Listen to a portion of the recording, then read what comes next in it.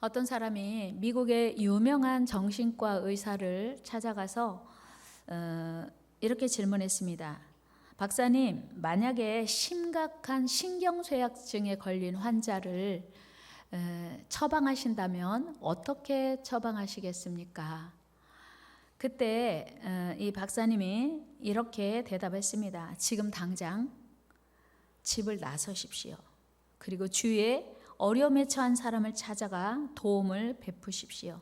그러면 당신의 신경쇠약증이 깨끗이 치료될 것입니다. 이것이 나의 최고의 처방이고 최선의 처방입니다. 여러분, 신경쇠약증에 걸린 사람이 어떤 약물이 아니고 또 어떤 물리적인 어떤 치료 방법이 아니고 어려운 사람을 돕는 것이 신경쇠약증에 걸린 사람의 치료 방법이라고 하면 여러분 믿으시겠습니까? 이해되십니까? 도대체 다른 사람을 돕는 일이 어떤 능력이 있기에 약물로도 치료되지 않는 질병이 치료될 수 있다는 것일까요?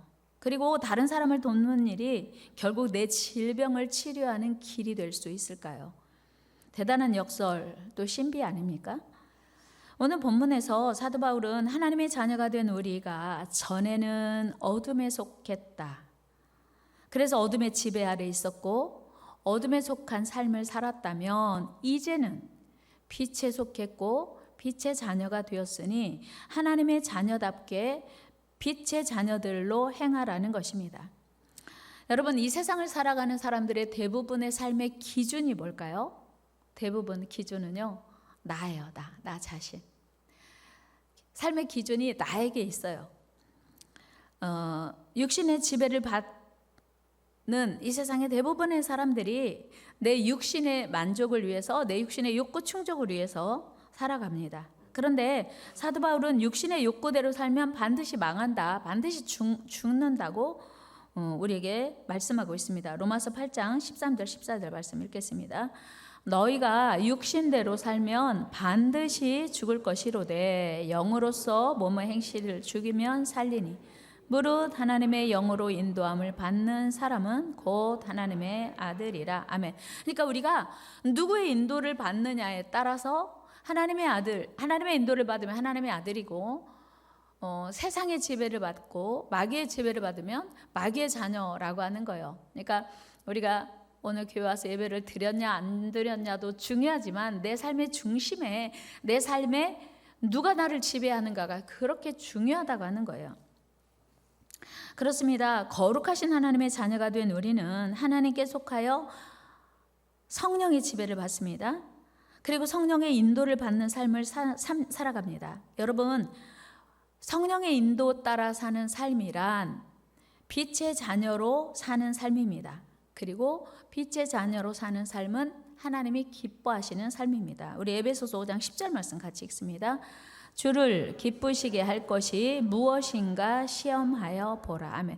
우리 안에 늘 고민이 어떻게 하면 하나님을 기쁘시게 할까 하는 고민이 있어야 된다고 하는 거예요. 그렇다면 하나님을 기쁘시게 하는 삶이란 무엇일까? 그것은 바로 나누고 섬기고 베푸는 삶이라고 하는 거예요.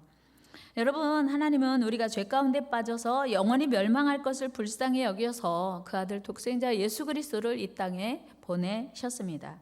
여러분, 이보다 더 큰 사랑은 없습니다. 이보다 더 큰 선물은 없습니다. 에베소서 2장 8절에 보면 우리의 유일한 구원자 되시는 예수 그리스도, 그분이 우리 모든 인류에게 선물이라는 것이에요. 여러분 믿습니까? 죄 없으신 예수님이 우리가 받아야 할 죄값을 대신 치르기 위해서 십자가에서 자기 몸을 찢으시고 우리에게 구원의 길을 열어주셨어요. 에베소서 5장 2절 말씀 같이 읽어요. 시작. 그리스도께서 너희를 사랑하신 것 같이 너희도 사랑 가운데서 행하라. 그는 우리를 위하여 자신을 버리사 향기로운 제물과 희생 제물로 하나님께 드리셨느니라. 아멘. 하나님이 하나밖에 없는 독생자 예수를 우리를 위해서 십자가에 내주신 거예요. 대단한 사랑 아닙니까? 예수님 스스로도 자기 육신을 십자가에서 다 찢으시고 물과 피를 우리를 위해서 흘려주신 거예요. 이게 어마어마한 큰 사랑이라고 하는 거예요. 여러분, 사랑은 반드시 대가를 지불해야 합니다. 희생 없는 사랑은 없습니다. 우리는 예수님의 십자가의 희생으로 영원한 천국을 선물로 얻었습니다. 여러분은 지금 사랑을 얻기 위해서 어떤 희생을 하고 있습니까? 어제 우리 그 청와대 방문했는데요. 우리 이동원 집사님과 최자산 집사님의 그 동행하는 어간에 우리 이동원 집사님이 진짜 훌륭하다는 생각하게 됐어요. 대단한 희생을 하고 계시구나. 그러니까 우리가 보기에는 그냥 뭐 대단치 않게 보이는데, 우리가 7시 출발했잖아요. 그러니까 아침 식사하고 왔냐 했더니 하고 오셨대요. 최자산 집사님은 식사를 이렇게 먹여드려야 되잖아요. 이동원 집사님이 그 새벽에 식사를 준비해서 식사를 드리고 온 거예요. 뿐만 아니고 제가 이제 차에 타고 내리고 할 때 어떻게 하면 좋을까, 차 공간 통로가 좁으니까 그랬는데, 이동원 집사님이 안고 내려서 휠체어를 앉혀서, 물론 이제 뭐 도와주는 분이 좀 계시긴 했습니다만은, 제가 궁금한 게 처음 생각해 봤어요. 화장실은 남자 화장실을 가야 돼, 여자 화장실을 가야 돼? 그 생각이 순간 들었어요. 어제 아무 문제 없이 다녀오신 거예요. 어떻게 했더니 휠체어를 타고 장애인 화장실을 들어가는 거예요. 그러니까 가족이 같이 들어갈 수 있더라고요. 그래서 이동환 집사님이 최자산 집사님을 거기서 이제 용변을 보게 하고 다시 휠체어 태워서 다시 오는 거예요. 와, 진짜 대단하다, 대단해. 대단한 하신과 희생. 저분들이 주일날 한 번도 주일날 안 빠져요. 그런데 와, 진짜 대단한 하시네. 우리 이동원 집사님 한번 박수하겠습니다. 네. 우리는 그냥 쉽게 생각하고 저분들이 믿음이 좋으시구나. 그래서 주일 한 번도 안 빠지고 불편한 몸으로 교회에 오시는구나 하는데, 진짜 다시 한번 대단히 이동원 집사님의 헌신을 기억하게 됐습니다. 사랑은요, 대가 지불이 필요해요. 어제 어떤 집사님은 그 얘기 하더라고요. 남편이 프로포즈 하는데 30년 넘었지만 프라이드 한 대를, 새 차를 뽑아가지고 만나는데 가지고 오니까 감동해가지고 그냥 뿅 가가지고 결혼을 했대요. 비밀인데요, 어제 속았다고 했어요. 프라이드에 속았다. 어떤 분은요, 여기 앉아 계신 분인데요, 프로포즈 하면서 자동차에 풍선을 가득 불어서 차에 가득 풍선을 채우고 가가지고 프로포즈 했대. 얼마나 감동이겠어요. 뭐 울긋불긋 예쁜 풍선이. 그런 그 대가 지불이 있으니까 그 사랑이 이루어졌고, 지금도 아마도 여러분들도 뭐 가정에서 그런 헌신적인 사랑이 이루어지기에 그 사랑이 계속되는 거예요. 같이 해볼까요? 사랑은 헌신입니다. 그렇습니다. 사랑은 반드시 대가 지불이에요. 오늘 우리가 하나님께 속한 빛의 자녀가 될 수 있었던 것은 예수님의 그 십자가의 희생과 대가 지불로 말미암아서 오늘 우리가 하나님의 백성이 되고 영원한 천국을 선물로 얻은 것입니다. 사도 바울은 우리에게 이 엄청난 큰 사랑을 받았으니 이 사랑에 감사하며 그 빚을 갚으래요. 이것이 하나님께서 구원받은 하나님의 자녀된 우리에게 주신 명령이라는 거예요. 그런데 문제는 이 사랑을 실천하는 일이 쉽지 않다는 거예요. 그러나 우리가 조금만 더 깊이 생각해 보면 오늘 우리가 살아있는 것이 하나님의 은혜요 선물입니다. 어제 사실은 우리 청와대 방문하기로 약속하신 분들이 40명이 넘었어요. 그런데 갑자기 취소하신 분들이 계시거든요. 뭐 그중에 한 분이 우리 박명순 권사님이 갑자기 고관절이 골절되셔서 지금 병원에 입원해 계십니다. 내일 수술하실 건데 여러분 기도 많이 해주시고요. 또 다른 분은 사랑하는 가족이 갑자기 생사를 넘나드는 그런 위기 상황을 맞닥뜨리니까 어떻게 가겠어요. 그래서 이제 거기 달려가다 보니 또 가기로 예약했는데 반드시 가려고 했는데 못 가신 거예요. 제가 어제 그런 생각했네요. 마음 깊이. 사람이 마음으로 자기의 길을 계획할지라도 그 걸음을 인도하는 자는 여호와시니라. 여러분 믿으십니까? 오늘 선물이에요. 옆 사람에게 인사해요. 우리 오늘이 선물입니다. 그렇습니다. 여러분, 그래서 이제 이 선물, 이 귀한 선물 받은 우리가 이 사랑을 실천해야 된다고 하는 거예요. 우리가 천국 백성 됐고 하나님의 자녀, 빛의 자녀로 살아갈 수 있는 모두가 모든 것이 하나님의 은혜요, 선물이라는 것입니다. 여러분, 오늘 우리가 가지고 있고 누리고 있는 모든 것이 다 본래 우리 것이 아니고 하나님께서 잠깐 우리에게 맡겨주신 거라는 거예요. 그리고 언젠가는 주인 되시는 하나님께서 다시 찾으실 것임도 우리는 기억해야 합니다. 이 사실을 기억한다면 지금 내가 가지고 있는 것들이 어차피 내 것이 아니고 하나님의 것이니 좀 더 쉽게 나눌 수 있고 섬길 수 있습니다. 여러분, 우리 본래 아무것도 가지고 오지 않았잖아요. 여러분, 우리가 출생할 때 단 옷 몇 벌이라도 들고 왔나요? 출생할 때 우리가 기본적으로 필요한 생필품 가지고 왔나요? 전혀 아니에요. 뿐만 아니고 우리가 갈 때에도 뭔가 좀 필요한 거 가지고 갈까요? 아니요. 필요 없어요. 아무것도 가지고 가지 못합니다. 다 놓고 가야 돼요. 그래서 우리의 생명까지도 시간, 재능 물론이고 생명까지도 내 것은 없습니다. 그리고 하나님이 다시 돌려달라 하시면 그대로 내어드려야 돼요. 그럼에도 불구하고 우리는 내 것이라고 착각하며 움켜쥐고 나누기를 주저하고 꺼려합니다. 마치도 어리석은 부자처럼 말입니다. 어리석은 부자 이야기 다 아시죠? 어리석은 부자가 1년 농사 졌는데 소출이 풍성했어요. 지금 있는 곡간으로 다 채울 수 없어요. 대풍년이 된 거죠. 얼마나 감사했겠어요. 기뻐했겠어요. 그래서 이 부자가 뭐라고 말하냐면 내 영혼아, 내 곡식을 내 곡간에 가득 채웠다. 그리고 여러 해 쓸 물건을 쌓아두었으니 이제 먹고 마시고 즐거워하자, 이렇게 말하는 거예요. 우리 말씀 한번 읽어봐요. 누가복음 12장 시작. 또 이르되 내가 이렇게 하리라. 내 곡간을 헐고 더 크게 짓고 내 모든 곡식과 물건을 거기 쌓아두리라. 또 내가 내 영혼에게 이르되 영혼아, 여러 해 쓸 물건을 많이 쌓아두었으니 평안히 먹고 쉬고. 아멘. 내 영혼아, 영혼이 내 거라고 착각한 거죠. 그랬더니 하나님 뭐라고 말씀하시냐면 20절에서 이렇게 말씀하세요. 같이 읽어요. 하나님은 이르시되 어리석은 자여, 오늘 밤에 네 영혼을 도로 찾으리니 그러면 누구의 것이 되겠느냐 하셨으니 아멘.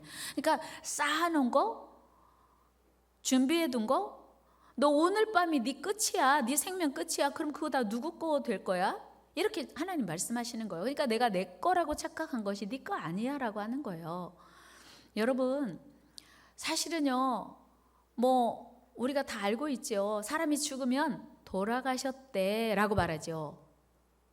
왜 돌아가셨다는 뜻이 뭐예요? 원래 온 곳이 있으니 다시 돌아갔다, 그런 얘기잖아요. 그러니까 원래 우리가 이 세상이 우리의 영원히 살 곳이 아니잖아요. 그러니까 어디로부턴가 왔고 어디론가 다시 간다. 그래서 돌아갔다는 거잖아요. 우리 여기서 영원히 살지 않아요. 그러면 누가 우리의 생사를 주관할까요? 하나님이시라고 성경은 분명히 말씀하고 있습니다. 그래서 하나님께서 예수 그리스도를 이 땅에 보내시면서 우리를 사랑하신 것처럼 우리도 사랑하면서 살래요. 이 세상에 살면 살 수 있는 일은 사랑밖에 없는 거예요. 나눔밖에 없는 거예요. 그러니까 우리를 위하여 자신을 버리신 향기로운 제물과 희생 제물이 되신 하나님께 우리의 남은 삶을 드리라는 거예요. 에베소서 5장 1절 말씀 같이 한번 읽어요. 시작. 그러므로 사랑을 받는 자녀같이 너희는 하나님을 본받는 자가 되고. 아멘. 바울은요, 내가 그리스도를 본받는 것처럼 너희는 나를 본받으라 하거든요. 그러니까 예수님의 삶이 뭐냐면 자기를 다 나누어 주는 삶이에요. 희생하고 헌신하는 삶이에요. 여러분, 우리가 예수님의 십자가의 헌신과 사랑으로 새로운 생명 얻었습니다. 그러므로 우리는 이제 그 주님의 사랑을 본받아서 세상에 주님의 사랑을 나타내야 하는 거예요. 이것이 우리가 빛된 자녀의 삶을 사는 유일한 방법인 거예요. 우리 예수님께서 분명히 마태복음 5장 14절에서 이렇게 말씀하고 있어요. 같이 읽어요. 너희는 세상의 빛이라. 산 위에 있는 동네가 숨겨지지 못할 것이요 사람이 등불을 켜서 말 아래 두지 아니하고 등경 위에 두나니 이러므로 집안 모든 사람에게 비치느니라. 이같이 너희 빛이 사람 앞에 비치게 하여 그들로 너희 착한 행실을 보고 하늘에 계신 너희 아버지께 영광을 돌리게 하라. 아멘. 여러분, 착한 행실이 빛의 자녀의 삶의 모습이고 이걸 많은 사람에게 빛이라고 하는 거예요. 여러분, 그렇다면 우리가 어떻게 세상에 빛을 비칠 수 있을까요? 어떤 분은요, 목사님 저는 가진 게 없어요. 뭐가 있어야 나누죠. 아니요, 우리의 재능이 있잖아요. 달란트 있잖아요. 우리가 물질만 나누는 게 아니고 마음, 사랑의 마음 위로하고 격려하는 것도 나눌 수 있는 거예요. 그 중에 하나가 하나님께 받은 사랑을 우리 이웃들에게 나누고 실천하는 거예요.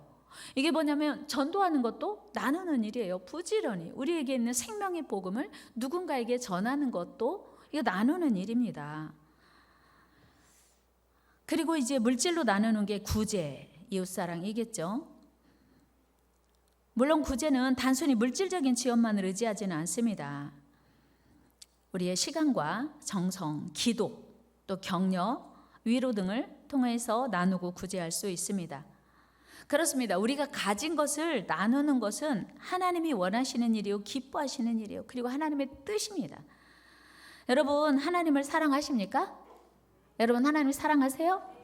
그렇다면 이제 우리도 주님의 피로 사신 그 사랑을 나누며 살아야 돼요. 야고보 사도는요, 야고보서 2장 14절에서 이렇게 말씀하고 있어요. 같이 읽어요. 내 형제들아, 만일 사람이 믿음이 있노라 하고 행함이 없으면 무슨 유익이 있으리요? 그 믿음이 능히 자기를 구원하겠느냐? 만일 형제나 자매가 헐벗고 일용할 양식이 없는데 너희 중에 누구든지 그에게 이르되 평안히 가라, 덥게 하라, 배부르게 하라 하며 그 몸에 쓸 것을 주지 아니하면 무슨 유익이 있으리요? 이와 같이 행함이 없는 믿음은 그 자체가 죽은 것이라. 아멘. 그렇습니다. 여러분, 형제가 굶고 있는 걸 알면서 왜 굶어? 밥 먹지. 밥 없어? 그럼 라면 먹어. 그러니까 없어서 못 먹는데 그렇게 말하는 건 믿음 아니라는 이야기지요. 여러분, 어떤 목사님이 이런 말씀 하시더라고요.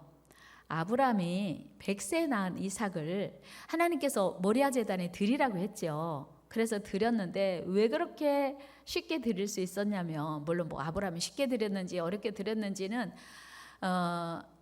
명쾌하게 표현되어 있지는 않아요. 그런데 이 목사님의 해석은 그래도 어떻게 아들을 드릴 수 있었을까? 세 가지로 말씀하시더라고요. 첫째는 손자가 아니라 드릴 수 있었대요. 젊은 분들은 이게 무슨 말인가 잘 몰라요. 여러분, 손자가 예뻐요. 할머니 할아버지들만 말씀해 보세요. 손자가 예뻐요. 신명희 집사님, 손자가 예뻐요. 자녀가 예뻐요? 손자가 훨씬 예뻐요. 저렇게 젊은 할머니도요, 손자가 훨씬 예쁘대잖아요. 그러니까 여러분, 아브라함이 이삭을 모리아 제단에 드릴 수 있었던 것은 손자가 아니고 아들이어서 드릴 수 있었대요. 두 번째, 아브라함이 이삭을 모리아 제단에 드릴 수 있었던 것은 이삭이 사춘기를 지나면서 엄청 아브라함의 속을 썩혀가지고 기꺼이 드릴 수 있었다. 그런 말씀 하시더라고요. 성경에 없어요. 제가 얘기했다고 하지 마세요. 세 번째는 99세까지 아브라함이 이삭 없었잖아요. 아들 없었잖아요. 아내도 경수가 다 끊어지고 자기 몸도 이미 노인이에요. 극노인인데 낳을 수 없는 불가능한 상황에서 하나님이 선물로 주셨잖아요. 그러니까 본래 자기는 아기가 없었던 거 알아요. 하나님이 선물로 주셨던 거 알아요. 그러니까 이거 원래 내 거 아니었던 거를 알고 있었던 거예요. 그러니까 드려라 하니까 어차피 내 거 아니었으니까 아멘 하고 드릴 수 있었대요. 공감이 되세요? 어쨌든 하나님이 주신 선물이라고 생각하니 내 거 아니고 하나님께 다시 하나님께 받은 것이니 드릴 수 있었다, 이런 얘기하는 거예요. 여러분, 맞아요. 우리가 구제와 나눔을 생각할 때 주저하며 순종하기 어려운 이유가 뭐예요? 그건 바로 내 거라고 생각하기 때문이에요. 여러분, 그러나 본래 내 것은 있다 없다? 여러분, 본래 내 것은 있다 없다? 동의 안 되시네요. 여러분, 본래 내 것은 있다 없다? 없어요, 아무것도. 여러분이 태어나는 날 정하고 태어나셨나요? 여러분이 남자, 여자, 나는 우리 어머니, 아버지 내가 정할 거야, 그렇게 태어나셨나요? 아니에요, 아무도. 그래서 생명은 하나님이 그냥 주신 선물이고요, 언제 끝날지도 몰라요. 그러니까 전적인 하나님의 소유임을 믿으시기 바랍니다. 하나님이 주신 시간 동안 우리는 알지 못하고 살아가는 거예요. 그러니까 오늘 내가 살아있는 것도 하나님의 선물이고, 나에게 남은 시간도 하나님의 선물이고, 내가 뭔가를 가지고 있다면 그것도 하나님의 선물인 거예요. 다 같이 모든 것이 하나님의 선물입니다. 바로 사도 바울은요, 고린도전서 4장 17절에서 이렇게 말씀하고 있어요. 같이 한번 읽어요.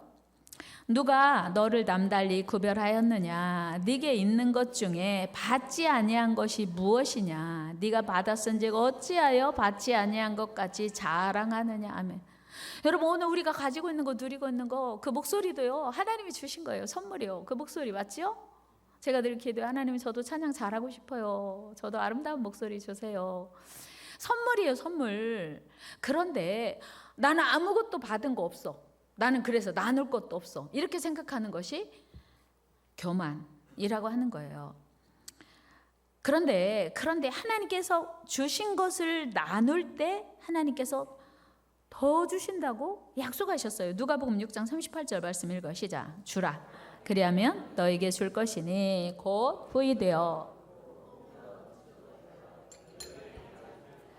너희가 헤아리는 그 헤아림으로 너희도 헤아림을 도로 받을 것이니라. 아멘. 다시 보면 주라, 주래요, 명령이에요. 그리하면 너희에게 줄 것이, 우리가 먼저 주면 하나님이 후히 되어 누르고 흔들어 넘치도록 하여 너희에게 안겨. 우리가 줄 때는 그냥 주는데 하나님이 우리에게 주실 때는 흔들어, 뭔가 알죠? 곡식 담을 때요, 그릇을 막 흔들면요 더 점점 들어가요. 가마니에 담을 때도 요즘 가마니에 안 담나? 막 흔들면요 더 많이 들어가요. 그런데 하나님이 우리에게 주실 때는 흔들어 넘치도록 우리에게 안겨주신대요. 이 은혜가 여러분들의 삶에 계속되기를 축복합니다. 잠언 20장 17절에도 이렇게 말씀하고 있어요. 가난한 자를 불쌍히 여기는 것은 누구에게? 여호와께 구워드리는 것이니 그의 선행을 그에게 갚아주시리라. 성경 말씀이 제 얘기 아니고, 그럼에도 불구하고 이 여기까지 말씀 들으면, 야, 가난한 자 내가 구워주면 하나님이 갚아주신다고? 와, 여러분, 오늘 저녁에 하나님 오셔서 장집사야, 오늘 내가 너랑 밥 한 끼 먹고 싶은데 저녁 나 사주겠냐면 어떻게 하실 거예요? 당연히. 그런데 주님은 안 오셔요. 그러니까 못 사드리고 있는 거거든요. 주님 오시면 내가 당장 사드리죠. 원효경 집사님, 그렇죠? 주님 오시면 당장 식사대도 할 거잖아요. 그런데 주님이 안 오셔서 우리는 못하고 있는 거예요. 그런데 주님 뭐라고요? 가난한 자에게 구워주는 것이 여호와께 구워주는 거래요. 그러면 여러분 마음속에 가난한 자 부지런히 줘야겠네, 이 마음 들잖아요. 안 들죠? 들어요? 그러니까 우리 말씀을 잘 안 믿는 거예요. 여러분, 하나님의 약속이에요. 우리가 어떻게 위대하신 하나님께 뭔가를 여러분, 우리 옆 사람 인사해. 우리 많이 빌려드립시다. 하나님께 많이 빌려드립시다. 그런데 문제는 우리 주변에 어려운 이들을 돌보는 것이 여호와께 구워드리는 것이다, 그리고 하나님이 친히 갚아주신다는 말씀을 잘 못 믿어요. 그래서 우리 주변에 진짜 우리의 도움을 필요로 하는 사람들이 눈에 보이는데 외면해요. 안 본 척, 못 본 척 할 때가 참 많아요. 여러분, 열심히 부지런히 하시기를 축복합니다. 지난 주간에도 한 주간 동안 제가 하나님께 받은 선물들이 참 많았어요. 여러분들이 저에게 많은 것들을 주셨어요. 전 보통 이걸 누구와 나눌까 생각해요. 그런데 나누고 싶지 않은 것들도 있어요. 받은 것 중에서 전 되도록 많이 흘려보내려고 하는데 나누고 싶지 않은 게 있더라고요. 근데 하나님이 제게 감동을 주셨어요. 나눴어요. 일부 나눴어요. 일부 나누고, 근데 하나님이 제게 감동을 하시기를, 야, 너 그거 있잖아. 하나님, 그거 안 돼요. 그거 저 아끼는 건데 저 지금 꼭 쓰려고 잘 지금 몰래 하나님이 숨길 수 없지만 잘 지금 아끼고 있는 거 주님 아시잖아요. 저 필요해요. 근데 하나님이 저에게 이렇게 질문하셨어요. 야, 그거 원래 누구 거였냐? 제가 할 말이 없는 거예요. 제가 이거 받은 거거든, 선물로. 그거 원래는 제 거 아니었죠. 저 받은 거죠, 선물로. 그러면서 야, 지금부터 하나님의 선물이 끊기면 어떡하지? 그 생각이 순간 드는 거예요. 알았어요, 하나님. 나눌게요. 흘려보낼게요. 근데 좀 유쾌하지 않았어요. 행복하지 않았어요. 주면서도 막 기쁘고 행복할 때도 있지만 막 마음이 조금 그럴 때 있잖아요. 그런데 그날 밤 다니엘 기도의 본문이 뭐였냐면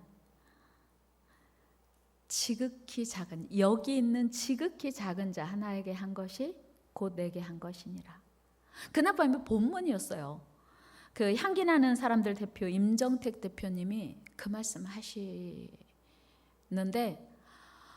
제가 마음이 너무 찔리기도 하고 부끄럽기도 하고 감사하기도 하고 위로가 되었어요. 그리고 또 이틀 후 이요셉 작가님이 노숙자를 데려다 자기 집에서 자기도 하고 어떻게 하면 이 사람들에게 더 많은 도움을 줄까 하는데 하나님이 고맙다 이러셨대요. 근데 그 고맙다는 말이 하나님이 그냥 저한테 하시는 말씀 같았어요. 얼마나 위로가 되든지, 얼마나 얼마나 부끄럽던지. 야, 진짜 하나님을 기쁘시게 하고 하나님께 구워드리는 것이 이것인데 왜 그렇게 주저하고 망설이고 그리고 유쾌하게 그 일을 기쁘게 하지 못했을까, 그런 부끄러움이 막 밀려오더라고요. 여러분, 하나님은 오늘도 나를 통하여 더 많은 걸 나누기 원하세요. 그리고 지금까지 살아온 우리의 삶이 전적인 하나님의 공급이었다라고 하는 사실을 저는 분명히 믿습니다. 그렇다면 빛 대신 하나님의 자녀인 우리의 삶이 주님이 십자가에서 우리를 위해서 나눠주신 것처럼 우리도 부지런히 나눠야 된다고 하는 거예요. 이게 빛된 자녀의 삶이에요. 그러니까 난 믿음 있어 라고 말하면서 누군가와 시간도 주지 않고 복음도 주지 않고 물질도 주지 않고 내 재능, 달란트도 주지 않는다면 이거는 믿음이 있는 것이 아니라 없는 거라는 거예요. 옆 사람과 인사해. 우리 부지런히 나눕시다. 아멘. 그렇다면 누구와 나누어야 할까? 불특정 다수에게 한없이 공급할 수는 없잖아요. 성경을 찾아보니 디모데전서 5장 8절에서 바울이 디모데에게 이렇게 권면합니다. 같이 읽어요. 시작. 누구든지 자기 친족, 특히 자기 가족을 돌보지 아니하면 믿음을 배반한 자요 불신자보다 더 악한 자니라. 아멘. 여러분, 하나님 잘 섬긴다고 자기 가족을 돌보지 않고 하여튼 지나치게 하는 이거는 불신자보다 더 악한 자래요. 그래서 자기 가족, 부모님, 친족, 형제들을 먼저 돌보라는 게 이 우선순위예요. 그리고 사도 바울이 갈라디아서 6장 10절에서도 이렇게 말씀하고 있거든요. 같이 읽어요. 그러므로 우리는 기회 있는 대로 모든 이에게 착한 일을 하되 더욱 믿음의 가정들에게 할지니라. 아멘. 여러분 혹시 연말이 되고 이런 구제건 자선 낭비도 좋고 고아원 이런 좋아요. 그러나 믿음의 가정들에게 더 먼저 하라고 분명히 성경은 말씀하고 있어요. 그래서 불특정 다수에게 주는 것도 필요하고 중요하지만 우리 믿음의 성도들에게 먼저 사랑을 나누고 베풀라고 하는 거예요. 그리고 이방인, 이제 안 믿는 자들에게도 나누라고 분명히 성경은 말씀하고 있습니다. 그렇다면 얼만큼을 나누어야 할까? 내가 가지고 있는 거 다 나눌 수는 없잖아요. 성경도 이것을 가르쳐주고 있어요. 분명하게. 우리 신명기 말씀 한번 같이 읽어볼까요? 시작. 매 3년 끝에 그의 소산의 10분의 1을 다 내어 내 성읍에 저축하여 너희 중에 분깃이나 기업이 없는 레위인과 먹고 배부르게 하라. 그리하면 내 하나님 여호와께서 네 손으로 하는 범사에 네게 복을 주시리라. 아멘. 얼만큼? 10분의 1. 목사님 저 10분의 1 하나님께 드리는데요. 그거 말고 어떤 분은요, 야 우리 교회는 11조가 너무 많아, 헌금이 너무 많아, 나는 11조로 구제할 거야. 이건 아니에요. 11조는 하나님의 것이어서 하나님께 드리고 그 중에 10분의 1을 구제하래요.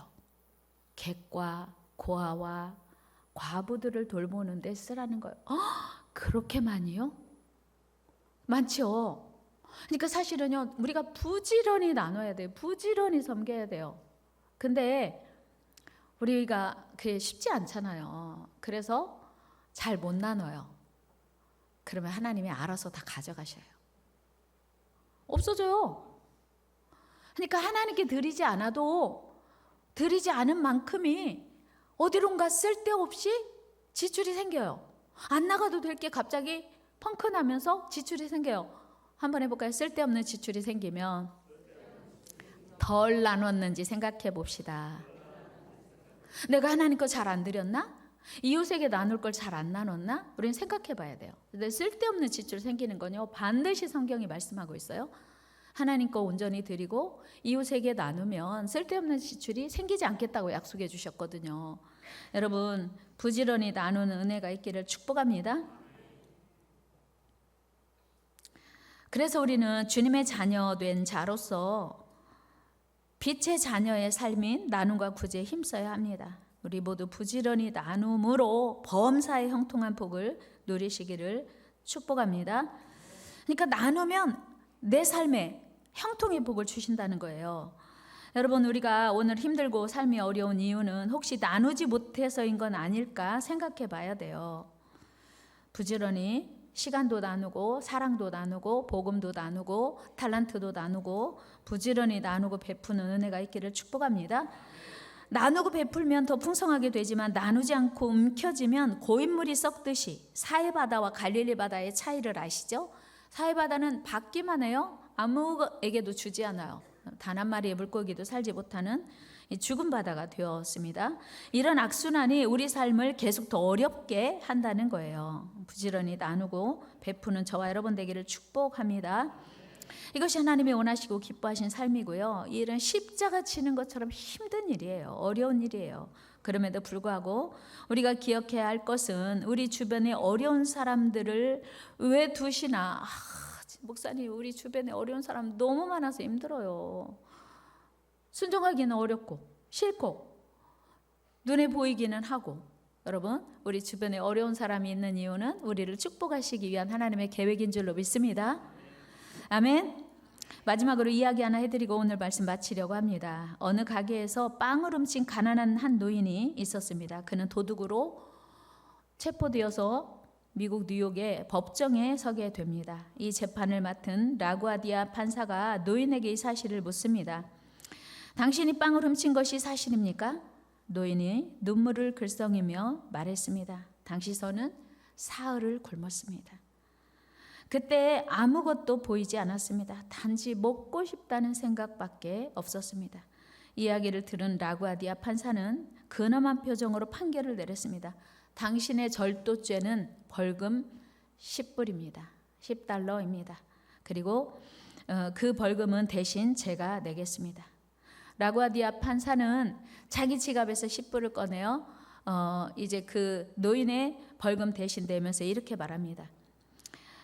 이 돈은 그동안 내가 너무 좋은 음식을 많이 먹은 죄에 대한 벌금입니다. 여러분들도 너무 많이 먹은 죄에 대한 벌금을 내고 싶다면 이 모자에 돈을 담으십시오. 모자를 돌렸어요. 법정에 있는 많은 사람들이 이제 그 라구아디아 판사의 말에 감동을 받아서 헌금하기 시작했어요. 모금하기 시작했어요. 이때 모여진 돈이 즉석에서 47달러가 모여졌습니다. 라구아디아는 이 모인 돈을 그 노인에게 주었습니다. 그러자 이 노인이 울먹이며 말했습니다. 감사합니다, 판사님. 그리고 여기 모인 모든 분들, 이제는 작은 일부터 시작하겠습니다. 그리고 결코 남의 물건을 훔치는 일을 하지 않겠습니다. 라구아디아 판사의 이 명판결이 거기 모인 모든 사람들의 마음을 감동시켰을 뿐만 아니라 이 소식이 곧 많은 사람들에게 알려졌습니다. 그리고 그는 나중에 뉴욕 시장에 당선되기도 했습니다. 여러분, 빛 대신 하나님의 거룩한 자녀로 살아간다는 것, 주님을 닮은 삶을 말합니다. 주님의 삶은 십자가의 삶이요, 희생과 헌신을 삶이었습니다. 그리고 그 주님의 삶이 온 세상을 구원하고 밝게 하는 것입니다. 이것이 우리가 가장 행복해지는 유일한 길입니다. 그리고 하나님을 기쁘시게 하는 일입니다. 하나님의 명령에 순종하는 일입니다. 우리의 모든 소유와 시간, 재물, 생명까지도 내 것은 아무것도 없습니다. 모두가 하나님께 받은 선물입니다. 이 사실을 늘 기억하며 내 것인 것처럼 인색하게 살지 말고 부지런히 나누고 섬기는 복된 저와 여러분 다 되시기를 주의 이름으로 축복합니다. 그리고 그것이 언젠가는 다시 나에게 복이 되어 돌아온다고 성경은 말씀합니다. 우리 전도서 11장 1절 읽고 기도합니다. 너는 내 떡을 물 위에 던져라. 여러 날 후에 도로 찾으리니. 아멘. 기도하겠습니다.